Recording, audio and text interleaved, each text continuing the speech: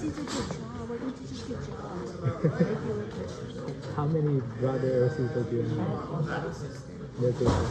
That'll be fine if you are only one. My the thing is, my sisters. What? She's not. It's just not mature. Sometimes you not get into a certain age. You're just not mature, not smart. No matter what I try to do. Okay, everybody, your homework 4 is due on Monday. You are still, again, using version control, right? We're always using version control. The TAs are always going to ask about version control. Understand that, right? Again, this is an individual assignment, right? It's not a team assignment. I want to warn everybody about that. This is not a team assignment. Yeah. You are submitting only code that you wrote. Right? Everybody knows that? What you got? It's important. Okay? Oh, okay. Inevitably, students say, I didn't know. It's not an individual assignment, it's a team assignment. I mean, it's not a team assignment, it's an individual assignment. Damn my brain. I updated on that note, I updated the scores in the exam. Hopefully you read my explanation. There was the one question I know some people were asking about the Git question. And yeah, I don't think master is a fair answer. Because the question says currently. And since 2020, the recommendation for Git, if you download and install Git, is so currently means that. There are older versions of Git that's different. The official version of Git from the Git organization, it's main, and with certainly GitHub and GitLab, it's main, so that's fair. That's the only really acceptable answer. Okay? Certainly, anybody else has any questions on the exam, you're absolutely welcome. I want everybody to get the grade that they deserve. I know the question that I got wrong in my solutions, I've corrected, so now I got it right. It's not really fair, right? But the question, the output question in JavaScript, that was the prototype question.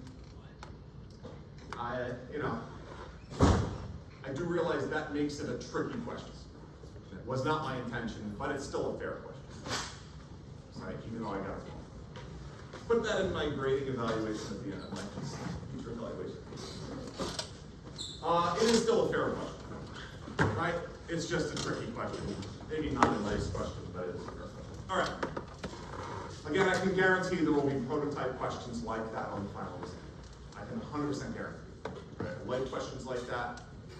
It's important to understand JavaScript is a weird language. It's a prototype-based language that pretends to be an object-oriented. Right? All right. We were talking about the properties that we want in high-quality software, so we're going to finish that up. And then we'll move on and start talking about design. So, what did we say? What do we want from high-quality software? We want it to be correct. That's the first and most important thing, of course. It should work properly. What good is a piece of software where you do some calculation and it gives you the wrong results and it presents it beautifully? That's not so good, right? This sounds like ChatGPT. Right?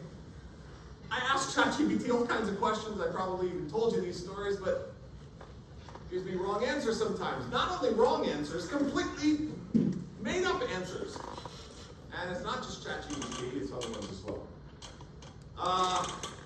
So that makes people angry, especially programs like that answer questions confidently, which I think is the biggest problem that people have with the large language models, is that they're so confident in their answers. They make you feel, oh, this must definitely be the answer, and then it's wrong. Anyway, so correctness, that's the first and most important thing. We then said efficiency, right? Things have to work efficiently, right? We said correctness, by the way, throughout the process, right? Even in the requirements, and then the design, and then the implementation, right? Correctness in lots of different ways. Efficiency. This is particularly important with web applications. Right? And efficiency might be affected by the amount of data that's being processed. In some applications, it's the number of connections. I mean, If you're ever making a multiplayer game, you have a choice. Do you want a client-server model or do you want a peer-to-peer model? And peer-to-peer, the more players you have, the worse the performing it is. Because that means more socket communications with other players and the number of messages gets outrageous. Okay? So efficiency can be affected by a number of different things. The amount of data that has to be processed, the number of things that have to be drawn, things like that. Okay, certainly in a web application like we are doing here, we can imagine if we have a large number of customers using the playlister, that things will get slower if you're searching through very large numbers of records that are in the database, right? So that's where effectively implementing efficient queries is important, okay? The biggest complaint that we have as faculty with Brightspace is its performance, actually. I think by and large it's better than Blackboard, but the performance of Brightspace is, in my opinion, worse. Like, it really kind of lags. In fact, my computer that I bought last year, it's about a year old, I just complained about its performance all the time. It's like its performance worse than the computer I had 20 years ago. I don't understand. I guess it's the old adage that however much computing power you give to software engineers, they'll use all of it and want more, which is kind of what the deal is. Microsoft operating system, however much computing power you give it, they'll use all of it and then they'll want more. And that's kind of the problem. Anyway, we then got into ease of use. We said, hey, our user interfaces should be intuitive. They should be easy to learn to use. That makes them intuitive. They should have familiar structures. That certainly helps make them intuitive. They should give lots of feedback, which is another thing on this list. That makes it easy to use. They should be forgiving. All of these things that we talked about last time. And right at the end of class, we were about to start talking about, well, we should also make code that's easy to use for other programmers, right? And what does that mean? It means, well, similar things to a regular user interface, right? Things should be designed such that they're named good things, like methods and classes and variables should be named good things. Why? Because they're easier to learn how to use them. In your first job, you may be thrown in to a project with 1 million lines of code, and the first thing is, all right, learn this code as quickly as possible. Okay? I see this all the time with students. I remember a couple of students went to go work at Bloomberg, and they were given like 4 million lines of code. That they're like, all right, first 6 months, you need to figure out every single line of code in here and know how it works. This is a complicated, multi-threaded trading system of some sort, and you have to figure out exactly how it works, right? Well, what would make that code easy to learn to use? Well, if it's using well-named things, if it's logically organized, right? If it is well documented, okay? And then, you think in terms of, all right, well, that's code that I'm actually looking at the actual source code. I can actually look at the declaration of a class and the definition of a method and things like that. But how about other types of code where I don't get to do that, like an API? Like, hey, we want to use an API. We don't want to have to go learn all the code in the API. We're using React. We're not looking in the React API. And in fact, React API uses many other APIs, right? We don't want to go looking at all that code. That's the whole point of an API, is that we can use it without having to know every last line of code, right? So, we can think in terms of, we want to design code and libraries that are easy for other people to use, right? Whether it's people on our own team, or maybe even people at another company, or just the general public, okay? How do we do that? Well, again, same sort of thing. We want to have it very clearly documented. We want to have good examples. We want programmatically it to be logically organized. Like whatever problem it's solving, it's best if it mirrors that problem. Flexibility is another thing. That's certainly something with APIs. JSTPS, that library, this is one that I made, right, and you're using. I'm going to use it again next time I teach this course. Who knows when that is? But that library, I will use it again, right? Why not? It's generic. It's not associated with any particular web application. It just manages the transaction stack. That task has been delegated to it. That's the only thing it's responsible for. what is being undone and what is being redone. It doesn't really even care. It just provides the structure for doing that, and it manages that stack of transactions, okay? So that's flexibility, right? And again, if we're going to do something like that, presumably you're using inheritance. Oh, you're doing that in this semester, in this assignment right now, homework 4, right? I mean, presumably in homework 4, your database manager, right, is trying to make it easier for the controller programmer to use the database.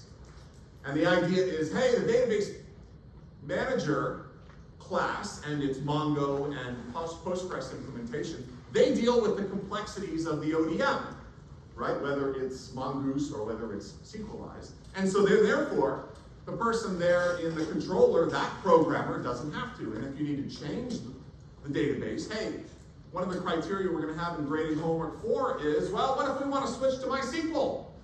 Will a single line of code need to be written in any of the controller functions? If yes, then that's bad, right? No code should have to be changed in the controller functions, right? If you're changing the database.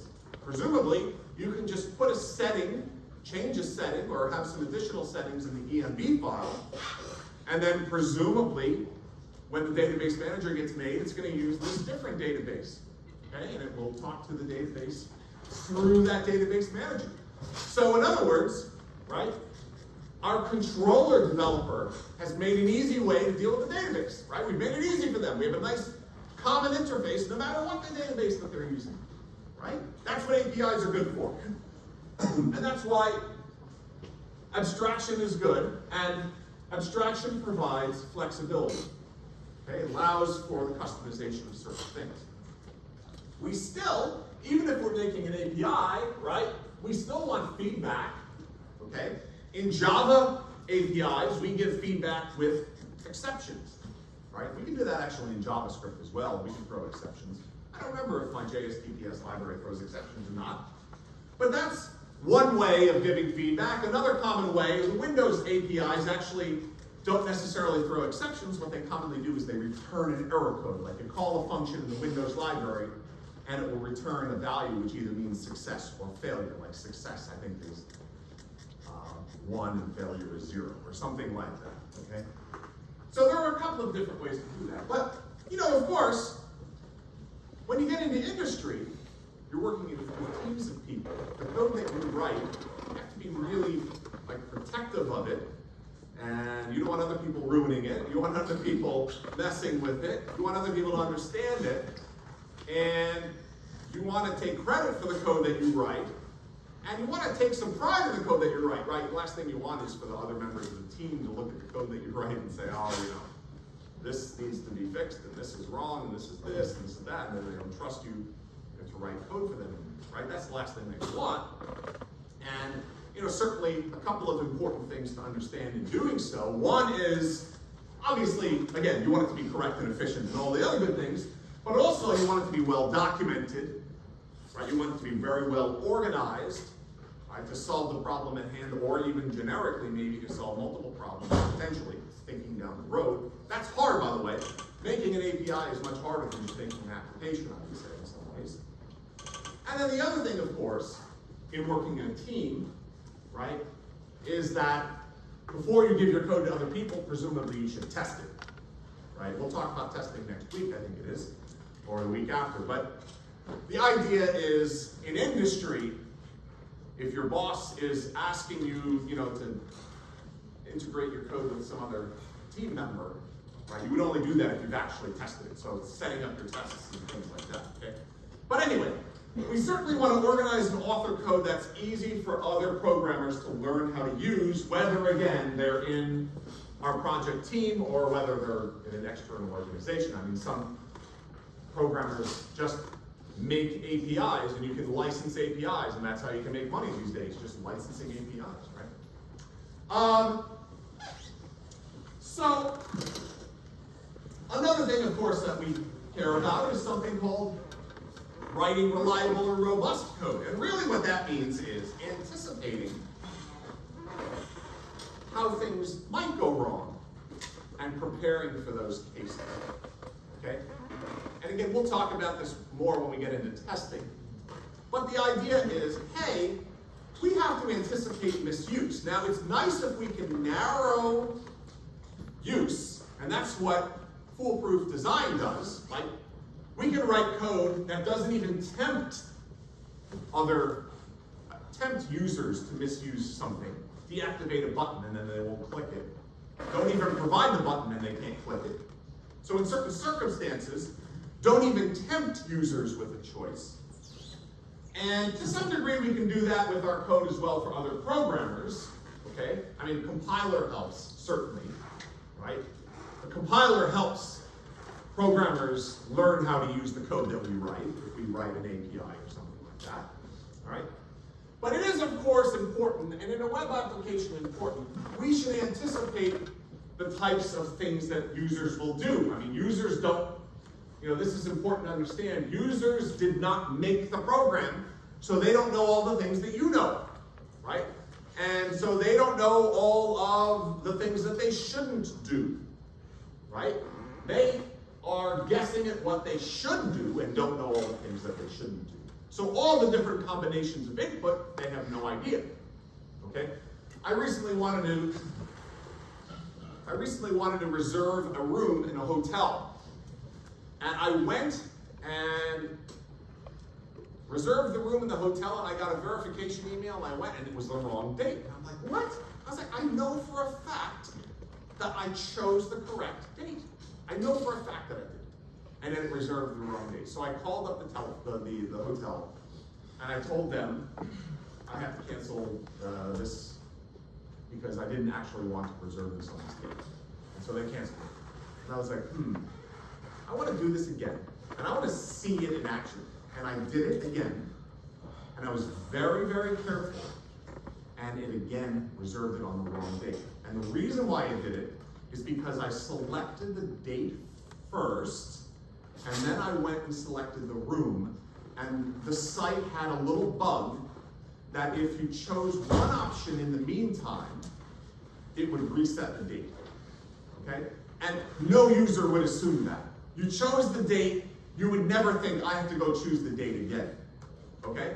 Now, I went and I did that and I reserved it again, and then I had to call the hotel again, and I said, it did it again. And they canceled my reservation. And this was months ago, and I checked yesterday, and the bug is still there. It's still there. They still haven't fixed it, so they apparently are not going to fix it until the next version of the software. I don't know what. But the whole idea there is they're not anticipating that behavior from the user for whatever reason, or they're anticipating the user noticing the difference, or maybe they just like collecting, I don't know, collecting payments from people and trying to make them not give it back or something like that. The point is that one of the things that as developers we want to do is we want to try to imagine the mistakes that our users make. And sometimes we can imagine them, but sometimes we can't because we might not have similar devices as them. We might not have the same level of expertise. I mean, if my mother, I remember trying to teach her how to use a computer to do certain things, and she would do things that I never would have expected, right? She'd never used a computer before, okay? So, many times it's useful to have what's called graceful degradation, and graceful degradation means some sort of fallback position when something goes wrong, and web pages actually have that, like web browsers. And what we mean by that is, we know what quality HTML is. I mean, there are rules for implementing things in HTML. In fact, you can validate HTML. There's something called a validator, and you can check to see if it's actually valid.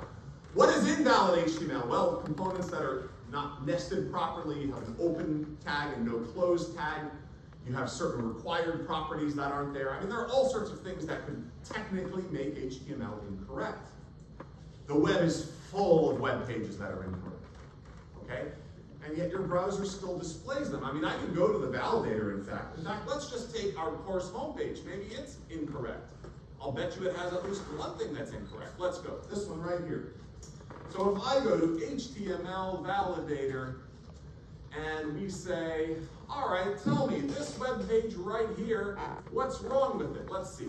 How many technical, oh, look at this, it has errors, right? Because my title is empty. Well, the title gets filled in by JavaScript, so that's not really fair. In fact, it's probably some of the things. But I don't have a cell spacing technically that's required. Maybe my border is, oh, it's obsolete. I'm using something that's obsolete. That's interesting.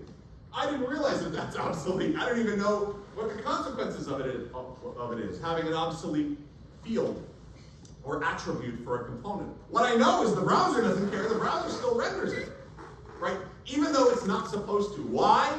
Because so many websites over the course of 30 years had a browser attribute that the browser's like, I mean, we have a trillion websites out there, and probably more than half of them are still using borders. We're not going to not render it and penalize half the internet, right?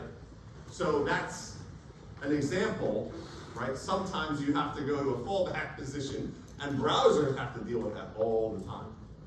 Okay, that's called graceful degradation. Sometimes you can do that, right? Other times you cannot. If you provide an incorrect name or expiration date or credit card number or whatever, I mean, there's no fallback position to that, right?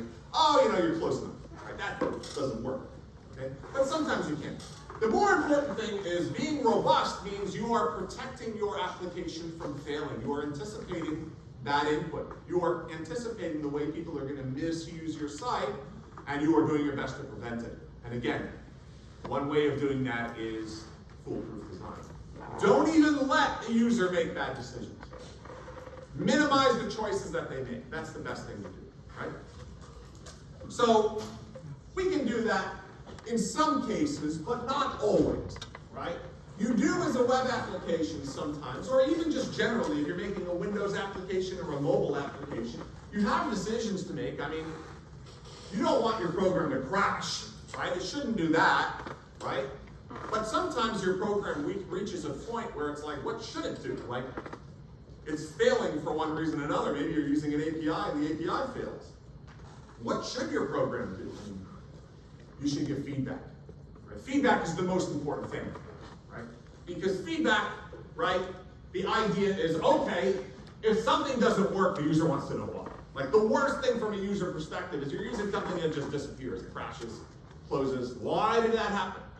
And then you open it up, you're using it again, it crashes, it closes. Why? Like, no feedback, right? That's a source of irritation. I mean, did I lose an internet connection? Did I enter something incorrect? Do I not have permissions? I mean, there's a lot of different reasons why something can crash. Okay, is there a bug in the program? Is there a bug in the library? Is this an incompatible technology? It could be a million different reasons. Okay? Now, feedback again. Feedback to users, that's important. Dialog boxes, things like that. Feedback to other programmers. That's where we're throwing exceptions. Right? Return values that denote success or failure.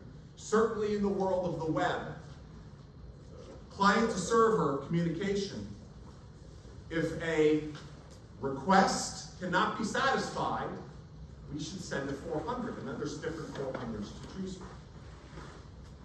So, 404, we know what that is. Like a 404 status means you're asking for something that doesn't exist. You're asking for an endpoint that there is no endpoint. That's a 404. Okay? Another thing we could send, though, is something like, I guess, a 401 or a 403.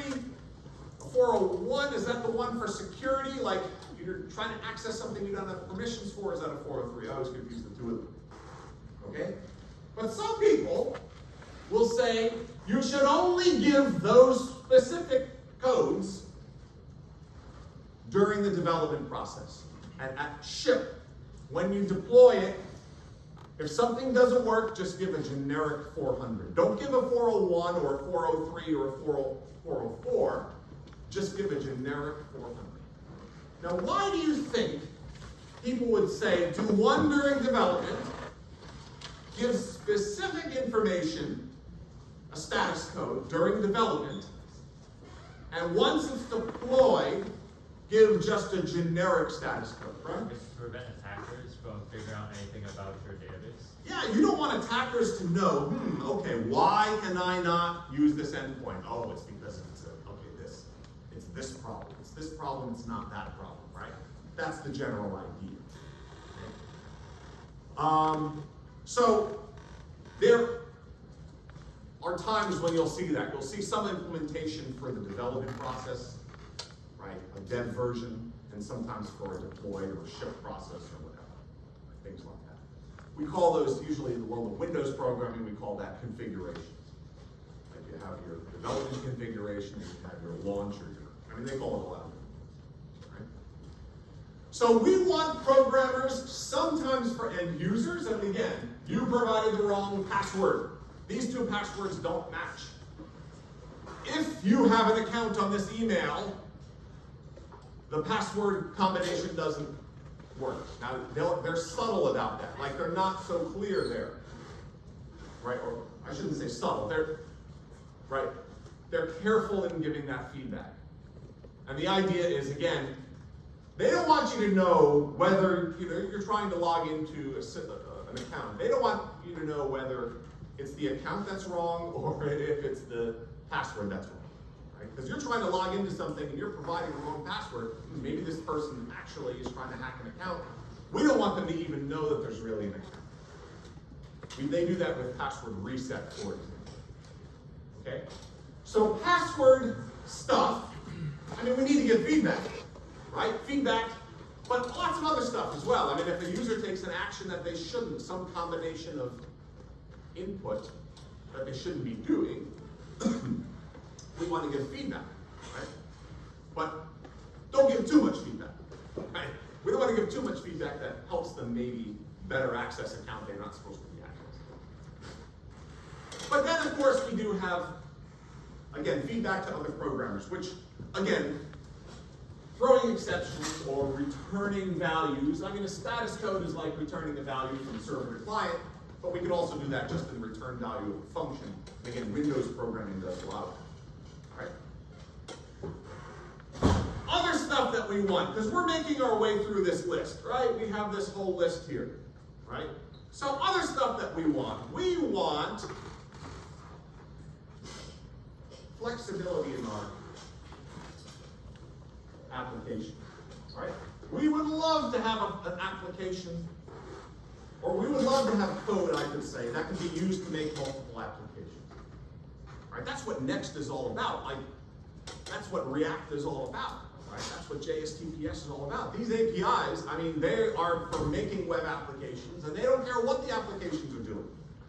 Like React, it's like, I don't know, you can make this for the playlist, or you can make it for a trading system for Bloomberg, or you can make it a trading system for crypto, or you can make it whatever it is that you want to make. That would be our front end using React, right? It doesn't know what the application is. So it has to provide for maximum flexibility, and so that means feedback actually for maximum flexibility has to be customizable and not embedded deep inside the framework, right? So just for example, if we're using a framework, we have to know when and where things go wrong, right? And we need to be able to provide our own custom responses. So this is why in Java, hey, you have, everybody knows the I/O framework, right, for reading from files. Presumably when you think back to when you were just a wee lad taking CSE 114.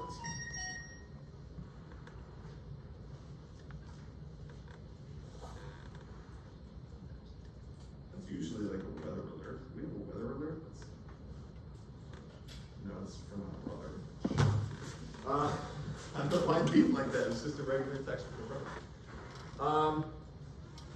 Think about when you were 114 and you started doing Java I/O. Remember that? Like reading from files and writing to files. You had to learn exception handling in order to do that. In fact, in Java, you cannot read and write to files unless you use exception handling. Okay? Why? Because when they designed the I/O stream APIs, buffer reader, print writer, things like that, they said, hey, we need the programmer to know if they're trying to read from a file that doesn't exist. We want to force them to deal with it, not us. We want to force them to deal with it. And so the idea was, we're not going to give an error message to the user because we don't even know. If you want to read with buffered reader from a file, we don't even know if your application is working on the command line or whether it has an interface that was written in a library like AWT or Swing or whatever the latest Java FX. I mean, there are 3 different APIs for making user interfaces in Java. We don't even know which one you're using. So instead, we'll just force an exception that if there's an error reading from a file because you have the wrong file or you don't have access to the file or whatever, and then you deal with it however you like. And that's something that APIs do, right? APIs, even in error handling, are like, we're just going to let you know about the error, you deal with it. That's flexibility. That makes an API much more useful, okay? So, if you're making an API like, again, the JSTPS, that thing that we're using, I mean, it never gets user input, like it never asks for user input because that would be something that the user isn't likely ever to be able to know that they're even needing to provide. I mean, they would never even look at that mechanism. And who knows, that would limit the program in a million different ways. Right? So, an important thing to understand here with frameworks, of course, is these things are built to be flexible, right? I mean, the whole idea is, yeah, this semester we're using React. And, of course, we might, in the application we're making this semester, we might call functions in the React framework. And React framework might actually call functions in our own application. It's calling render functions, that's in our application. Right? React, we might override specific hook functions in the life cycle, right? We can override any of those functions. So, how does this happen? Like, how does, React was written years ago. How is React's code written years ago able to call our code we wrote today? Like, okay, React was written years ago. We can say install React in Node, and we can call React function. Like, we can say new component. We did that. But how is React's code able to call our code? Anybody want to try and answer that? Again, React code written years ago. How can that code call our code that we write today? Which we already did. But how did it, like, what's the mechanism there? Anybody want to try and answer that? Like, I'm looking for that framework calling application 1. We can call methods in a framework. That's easy enough. But how does the framework call code written today in our application? Or in a different application that we might do next fall if I'm teaching. Yeah? Okay. So hooking is the design pattern. What's the mechanism that a hook function uses? I'm not sure the exact term, but maybe it uses some sort of like tagging. So you can like in other languages you have annotation. Now annotation is syntactic sugar. It's dependency injection and things like that in languages like Java. I know exactly what you're talking about in Java EE and Spring Boot and stuff like that. Understand that that is a syntax that is essentially resulting in what the answer is, if you understand what I mean. Okay, like it does a substitution that does what we're looking for. What do you think what we're looking for is? Overriding. Yeah, overriding. In a language like Java, polymorphism, which means you have a parent class which defines all the things that some class is going to do, and then the child class does them and provides the implementation, does the actual things.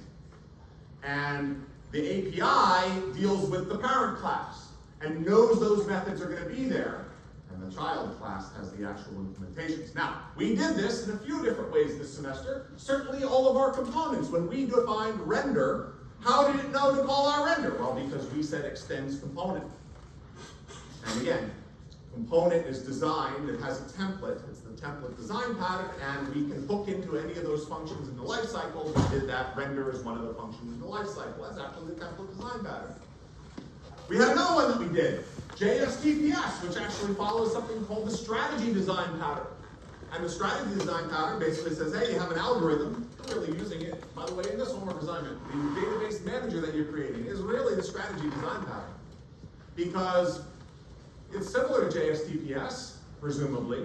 JSTPS has this thing called JSTPS, that library, it's the transaction processing system, and it's going to be calling methods in transactions. And those transactions have execute do and execute undo. If you remember, we had that mistake in homework 1, where we were saying it was execute do and execute undo, right? We were documenting that in that transaction class. But then we were calling the wrong function. We were calling the old one, do transaction and undo transaction.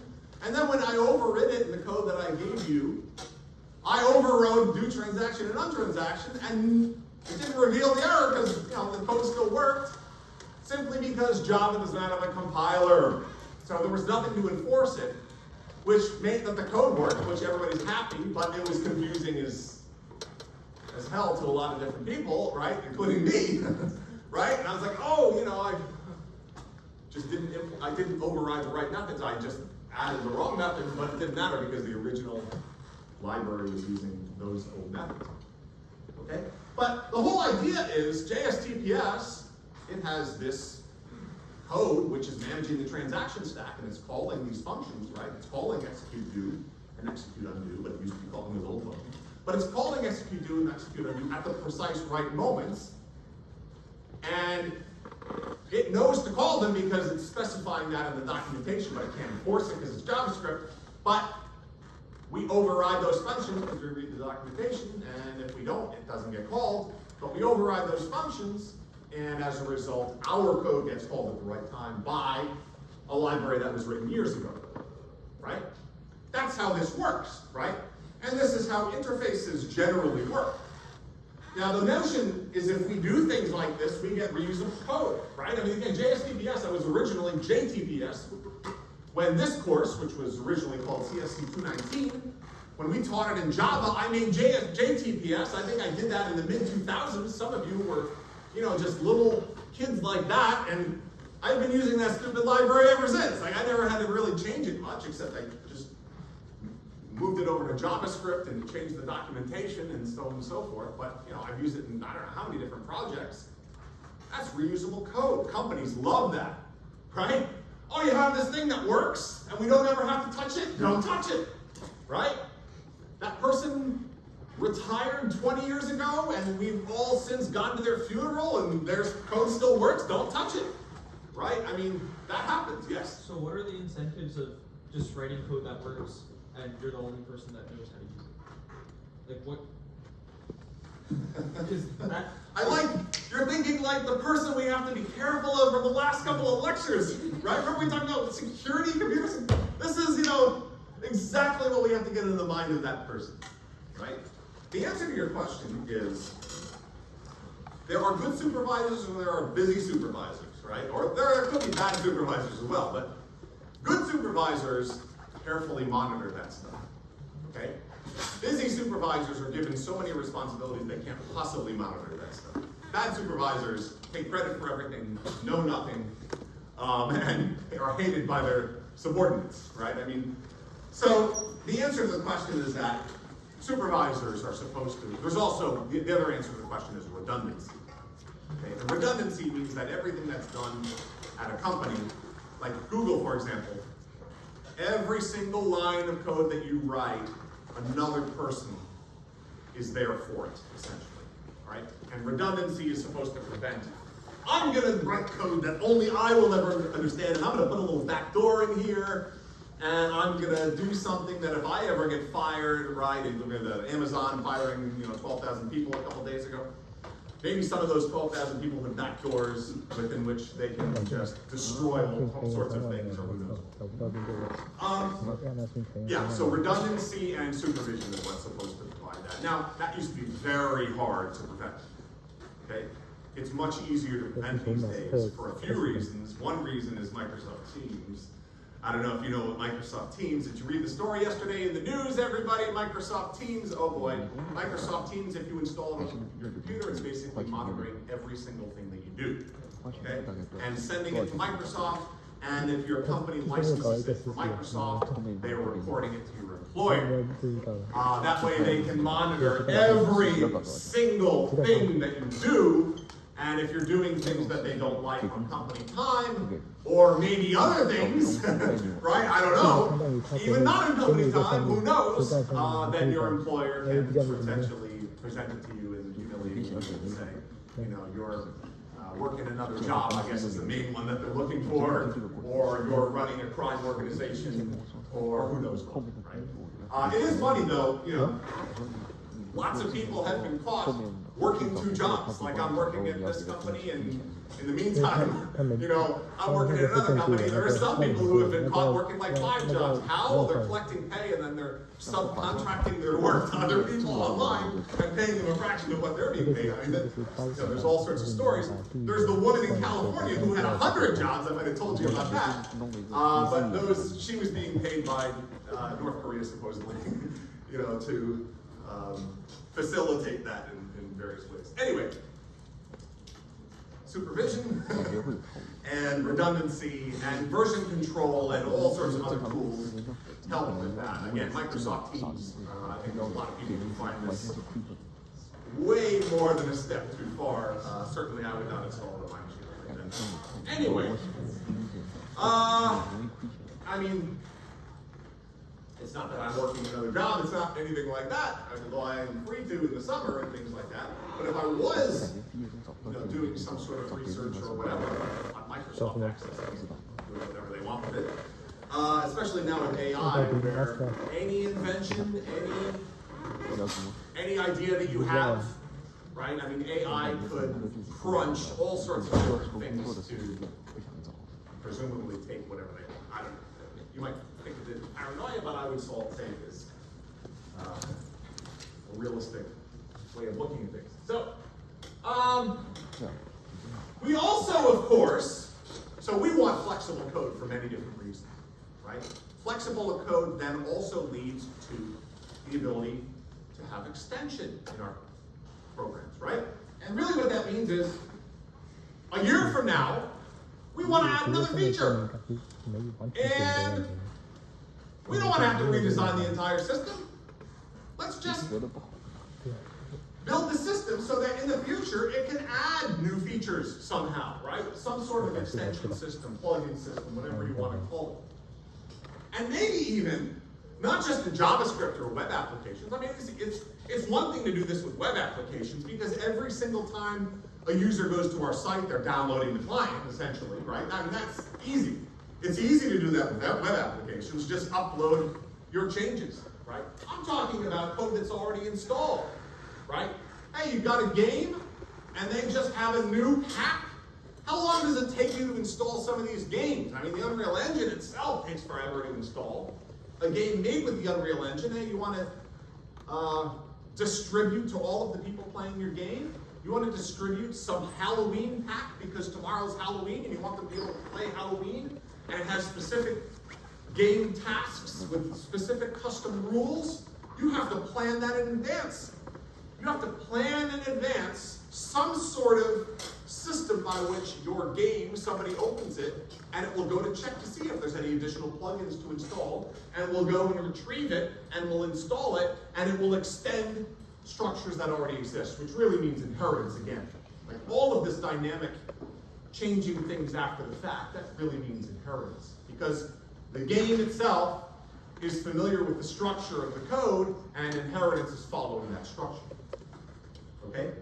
And if you think about it, right, extending existing code, I mean, in the world of Windows programming, I don't know how many of you are Windows users, I know some of you are Mac users, you might not have heard of something called a DLL, but in my games course, we talk about the difference between a static library and a dynamic link library, DLL. A static library is a library with code like an API that you use to build something, like you build an executable file in a program, or you build another library. Whereas a DLL, that's something that the program is running and you load it while the program is running. And so you don't even have to change an exe file if you have an additional DLL. You can put whatever you want in there and you can dynamically load it and run code dynamically, so you can have an update that just downloads new DLLs. It can replace the existing DLLs, it can do whatever. It can also be used by malicious people. And they can convince you to download a DLL and replace an existing one. That code can do malicious things. Okay? But the whole idea here is if we want extensible code, we have to plan for it, right? I mean, we have to figure out ahead of time what it is that we want to be extensible. and we have to build that into the system. We're kind of doing that with this assignment, right? I mean, homework 4, what we're saying is, I'm your manager, right? And I'm like, I want you to build this website so that if tomorrow, right, Mongo decided to charge us a huge amount of money, we could go to Postgres. And I don't have to change any code in the controller. None, nothing. All I have to do is just simply load the database manager, and voila, all our problems will be solved, right? Because we have both of those. Or if tomorrow Postgres decides to charge, we're like, all right, time for MySQL. We're going to give in and give Larry Ellison his business, our business. And when we do that, presumably we don't have to change a single line of controller code. So we have to plan for that, right? Now, again, that's a web application, okay?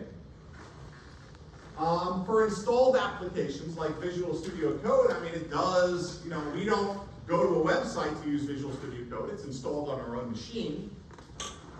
But still, the application itself anticipates, okay, we're going to have this extensions library, and in fact, it has an extensions library where anybody can make a plugin. Like those plugins that you go searching for, those aren't made by Microsoft, right? Microsoft made Visual Studio Code, but it doesn't make those plugins. Anybody can make those plugins. So many of them are made by third party. You have to be careful with some of them.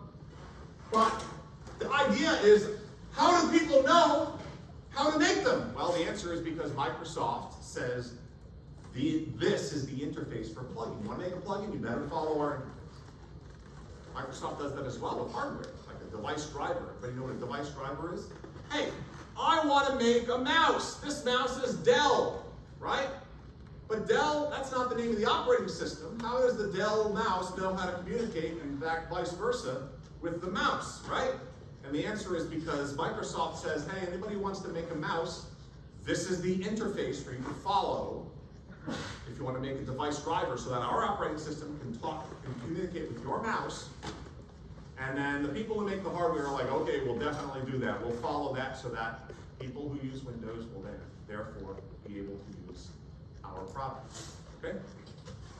So, interfaces, inheritance, that's much of what we're doing to solve these types of problems. Finally, scalability. So scalability idea is, all right, we're working on a problem and it works great for 100 people who want to make playlists. What if we had 1 million? That's a nice problem to have, okay? Certainly, you're not necessarily thinking about a huge number of customers. Again, it's a nice problem to have, but you're not typically thinking about it from the beginning, because in the beginning you're worried about other things, like is it even worth building? You're worried about the usability of the system. Does it solve the problem correctly? Right? Is it something people will want to use? We want to make it so lots of people will want to use, right? Now, if you have a lot of money behind the project, that might be a different story, because you might be building it in anticipation of lots of people using it, right? There are some funny stories of people building stuff in anticipation of lots of people using it and nobody using it, like CNN with their pay for service, and then at one point there was a story about how like 500 people were using it, and it was built for like millions of people to use it, and nobody was using it. You know, that does happen. But usually, independent projects at the very least, but independent projects are usually not thinking necessarily of huge numbers of customers initially. But much of what you can do without too much difficulty can accommodate a fair number of users. Now, the problem becomes, of course, on what is N, right? I mean, N can mean a lot of different things. I mean, N can be, you know, the amount of data that's being processed. This is a problem with games, of course, right? Games have to process a huge amount of data that has to be rendered, like 3D models and graphics of vertices, processing vertices and all that kind of stuff, right? So you might make a game and then you want to scale it up into a full level and it's like it just is too slow. Right? It doesn't look good. There have been games like that. There was a high-profile game called D18 made way back when, which was this huge high-profile release, and they were all excited, and they went to the E3, the demo, and they showed it, and it went like 5 frames a second. And it was like a big humiliation. This was John Romero, who had made Team Doom. And it was supposed to take place in ancient Japan, and it had this beautiful content, and they couldn't render any of it because it was just too slow. Graphics cards were not capable yet of doing that. So, we might have things like that. We might also have the number of communications might be n. N might be, hey, how many requests have to be sent? Or how many users? I mean, if you think about a collaborative application, right? A collaborative application that has to coordinate the efforts of many users, right? That might be n, okay? So the question is, hey, if we have a small number of people and it works great, how well does it work when we increase n? Or a small amount of data, or a small number of requests? How does it work when we increase n, whatever? Again, in a web application, this becomes a little bit expensive sometimes, right? Because the solution might be, well, pay more money to a cloud service, right? It might mean something like that. It might mean thread pools, if you've ever heard of thread pools, right? Employing thread pools which cloud services will provide, which basically means there are shared resources on the back end that can make it more efficient in how the application will run. It might mean server-side rendering, which we've talked about, but haven't really talked about. Okay? And there's even trade-offs when you're doing all of these different things.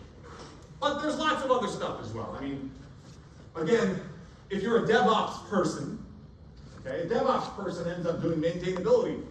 Like DevOps people, a lot of times, they're sitting there, they didn't necessarily write the code, they might write a little bit, maybe yes, maybe no, but they're dealing with all of the day-to-day of making sure it's actually still working and running and updated and everything like that, okay? And, you know, there are things that they would like and wouldn't like. Is the code readable, modifiable? Can we update it easily? Is there a home for everything? That's what I always like to think in terms of modifiability. Like if I want to add a feature, a really well-organized and well-designed system, there's already a home for it. And if I am familiar with the code base, before I even implement it, I know exactly where these things go. Think about the project here.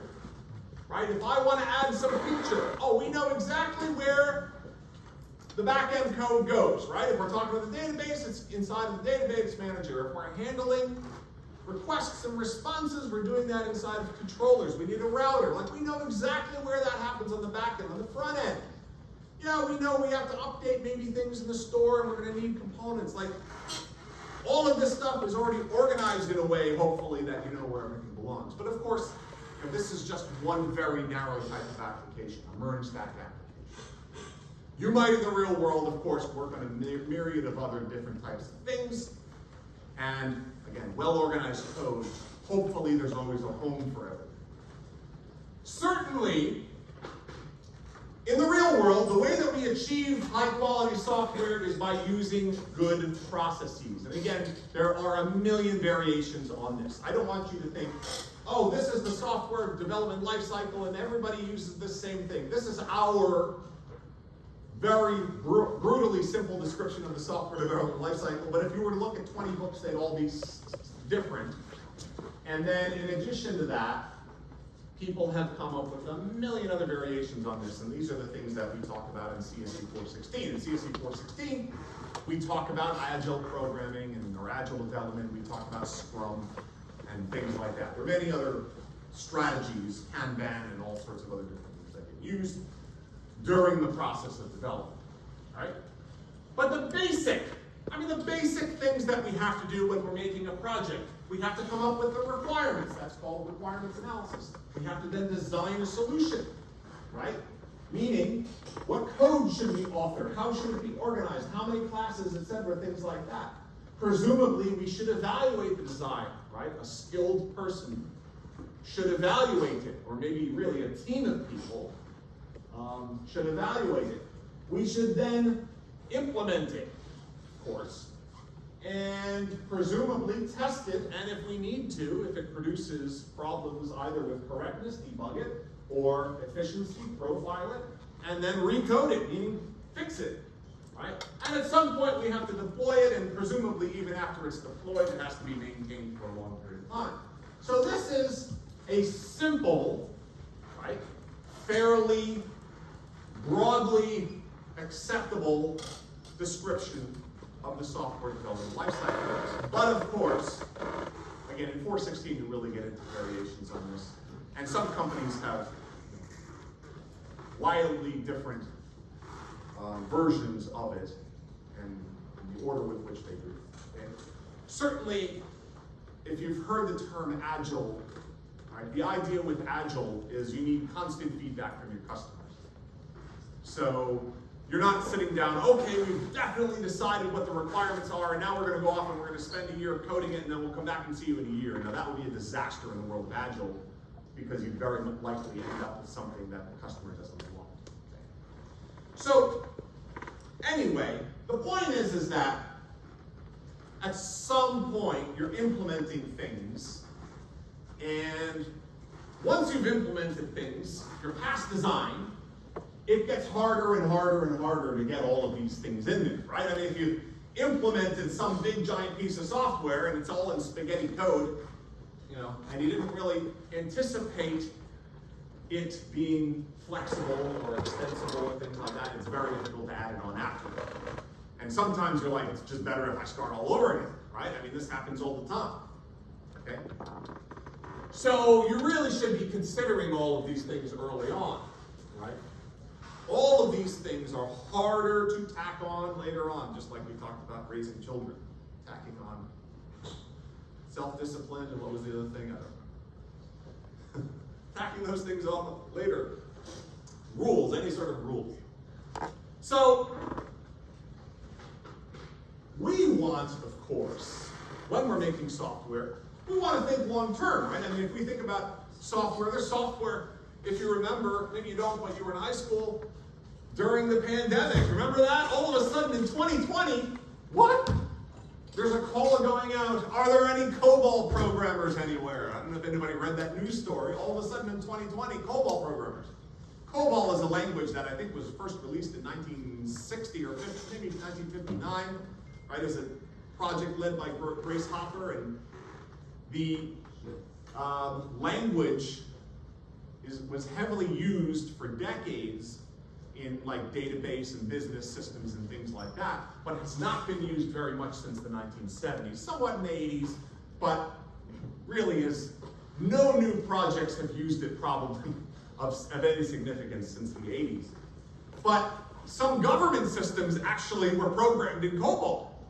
And in order to give checks to people, if you remember, like these checks during the pandemic that were given out, those systems that maintained that, whatever government systems were originally authored in the 1970s and still written in COBOL, which does not give you great confidence in, in some of these systems, And all of a sudden they had to change things because of whatever. They needed COBOL programmers. So all of a sudden they're like, we are hiring COBOL programmers. The point of this is that, I mean, that's like 50 years ago, right? Code written 50 years ago was still running. Yeah, there's actually a lot of systems around that are still running that were written decades ago. It's not as common these days with the web, but with mainframe systems, it was very common, right? Front-end systems are constantly changing. Back-end systems will change much more slowly, right? Back-end systems, it's common for a back-end system to stick around for a long time, especially, some of these core mainframe systems, all right? Anyway, so, if we want to add things like language independence or user interface independence or whatever the transaction processing system is independence or whatever, presumably we're using APIs. There's a lot of different reasons, right, to use APIs to solve a particular problem. And many times you're like, hey, you know what, if we make an API, we can solve multiple problems. Or maybe you say to yourself, well, we need this problem solved. I bet you there's an API that already knows how to solve it, but it solves it in a generic way, right?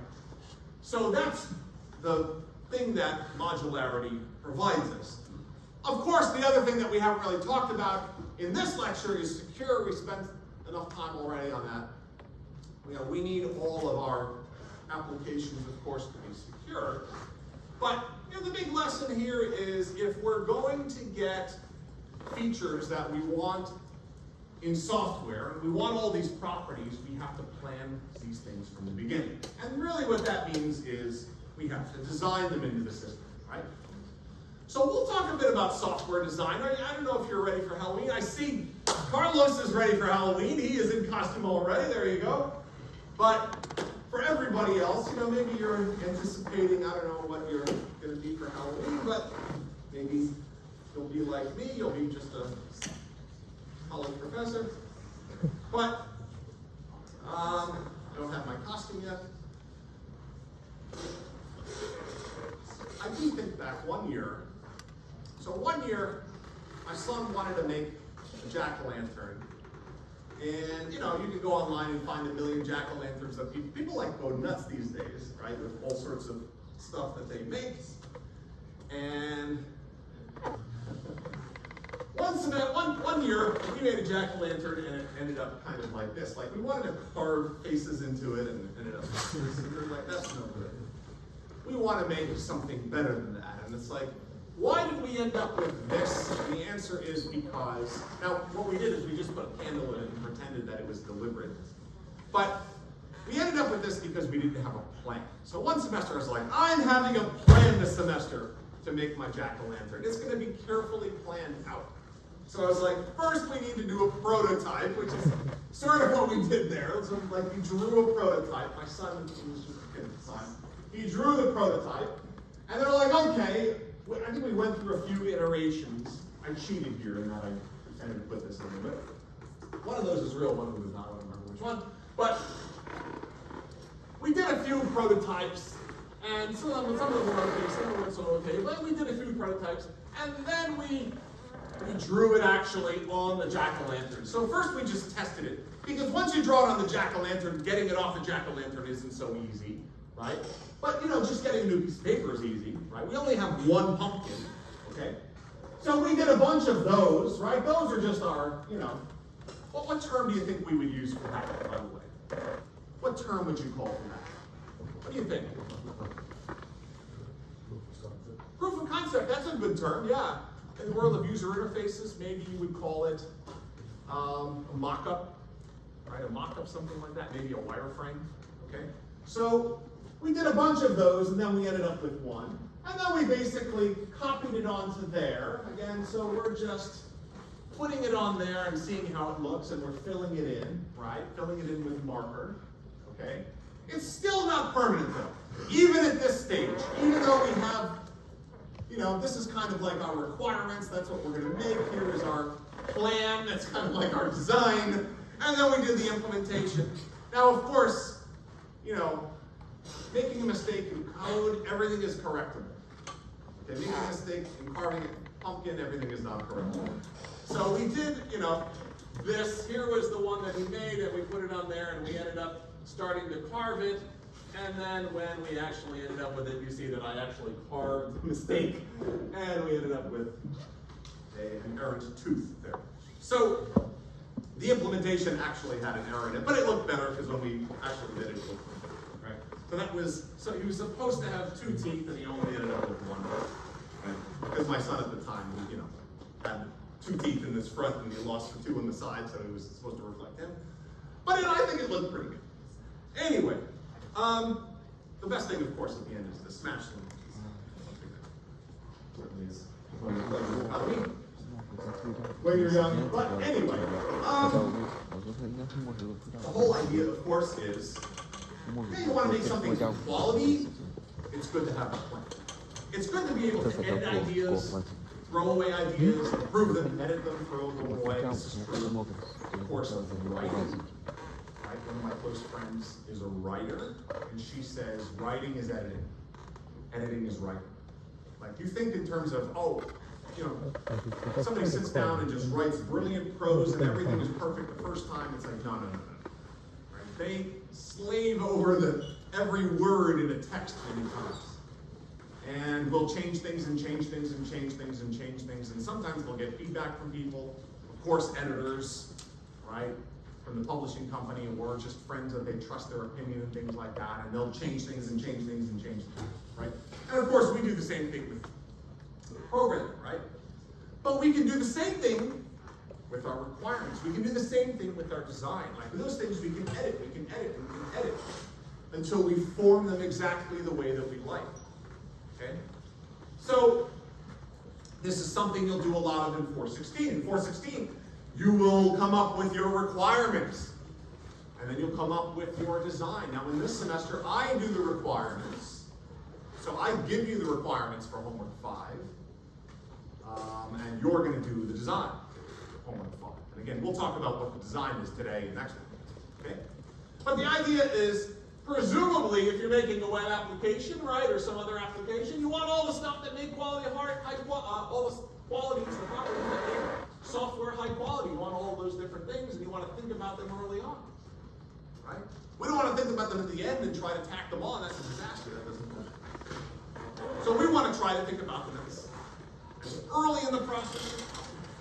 So again, in this assignment, final project, I give you the requirements analysis. You are going to do the design. That's homework 5. And then you are going to implement the rest of it. Right? You're going to do the implementation. Now we have homework 4 helps, right? Because the code I gave you in homework 4, you can use all of it. You can use whatever you want from the code that I gave you. So it's an individual project. Everybody be aware of that, right? But right, you can use any code that I give you. Now, so this whole process of requirements analysis, funny enough, is the thing that most commonly sabotages a project, as we mentioned, right? Because, again, lots of projects try to solve the wrong thing, right? And this is actually much more difficult than people realize, right? What do customers really want? It's easy to give them things that are easy to implement, but that's not necessarily what they want, right? So we have to be careful to understand, really get in the mind of whatever the user is trying to accomplish, right? In the world of software engineering, we call this ethnography, which means that we watch them work. Okay? We actually watch people who are doing some task, and we try to figure out, how we can implement something that makes accomplishing that task easier, more efficient. Okay? So requirements analysis is all about that, and usually produces some sort of document, something like an SRS. So the IEEE, which is the standards organization, of course, has a recommendation for the format of an SRS. SRS stands for Software Requirement Specification. We typically call it a spec. Okay, so it's the spec. It's basically like, this is the work order for what has to be built. But for some software, it's really complicated. Others, it's quite small. I used to write specs when I was an engineer a long time ago. I used to give them to, we had a software department, and they used to, I used to have to write instructions, and they would always come back to me and say, you need to give way more detail. We don't exactly know what you want here. We can do this in a million different ways, So that was the big thing. Software department, they want very specific instructions on what to do, right? Because they don't want to waste time. They have a lot of other things to do. They don't want to waste time on things that have to be redone, essentially, right? So they want very specific instructions. I actually find using, I use AI in particular for finding error, or for figuring out errors, like with some of the libraries that I've used. Like, why am I getting this error? And it's kind of a good exercise in prompt engineering, I guess, in talking to AI. Why am I getting this error? Because if I'm vague, it won't help me.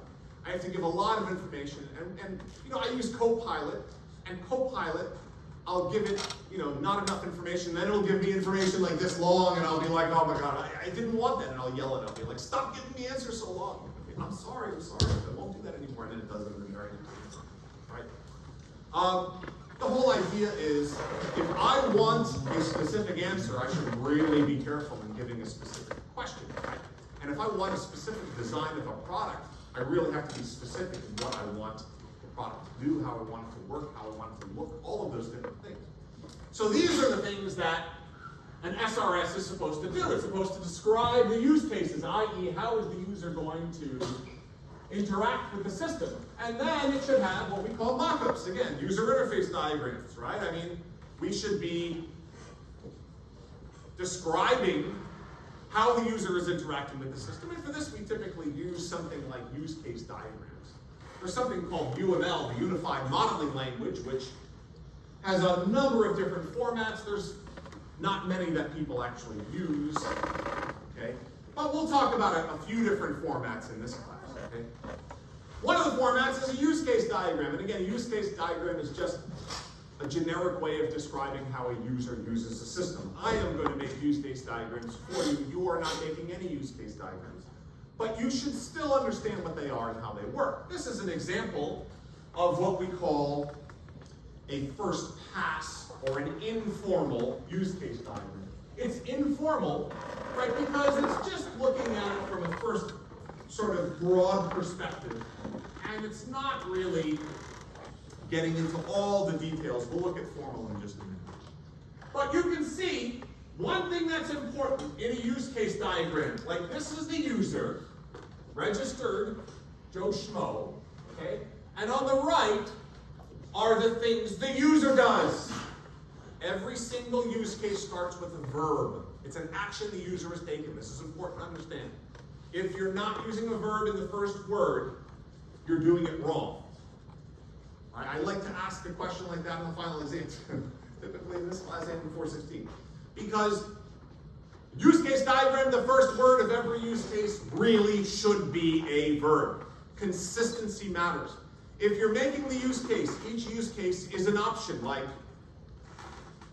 the so-and-so button says this and this, right? That's not a use case. That's a set of choices. And yet, time after time, you will find people, right, in industry designing with inconsistent use cases, where some of them are verbs and some of them are actually nouns, and it's like, well, I don't understand. What's the action that the user is taking? You're presenting a set of choices. User interface controls are not use cases, right? Instead, navigate, that's an action. Enter, that's an action. Enter, that's an action. Click, that's an action, okay? So these are actions, and we do this with use case diagrams, okay? But this is just the first pass, again, kind of what we call an informal use case diagram. Formal use case diagrams would include many, many, many, many more fields, okay? I'm gonna write use case diagrams for you because you are gonna use them for the basis for your implementation. Right? You should read through my use cases and say, okay, this is how this should work. Keep in mind, I don't use all of these. I only use a small portion of these, right? Many of these are irrelevant for what I'm doing, for what we're doing. So we're only going to use a small portion of these. But from a unique number for every use case, some identifier, the name, who are the actors, meaning what types of users. In our final project, we will have two types of actors. We will have a guest, okay, somebody not logged in. We will have a registered user, that is somebody logged in. There are some things that both of those different types of users can do, okay? So which actors are allowed to do a particular use case, that's another thing. Preconditions. Before this use case is used, what has to be true, right? Like the user must be logged in for this thing to be even usable. Okay? A playlist must already exist in the database before we do this thing, like select it, okay? Or delete it, or whatever it is that we want to do. Post-conditions. Post-conditions means, hey, after this use case is completed, what do we know to be true? Like, what has essentially been true? What must be true is really what we should say. We then have story and scenario. And story and scenario are about story essentially walking through the steps of the use case, whereas scenario is actually using an example. In fact, this one we would say is a scenario, right? So this would be the use cases scenario, right? Because you can see we're using example data. Enter Joe Schmo, right? Joe at schmo.com. Enter that ID number. This is actually a scenario, right? So use case diagrams, you might use a story, which is generic, right? It walks you through all of the actions that the user takes. A scenario does exactly the same thing, but with example data. All right? We then have exceptions. Again, remember, robust code. We want to anticipate the things people might do wrong, and so we want to document, hey, if the user does this or whatever, these are things we have to anticipate. We have to be aware of that bad input, and we have to deal with it properly.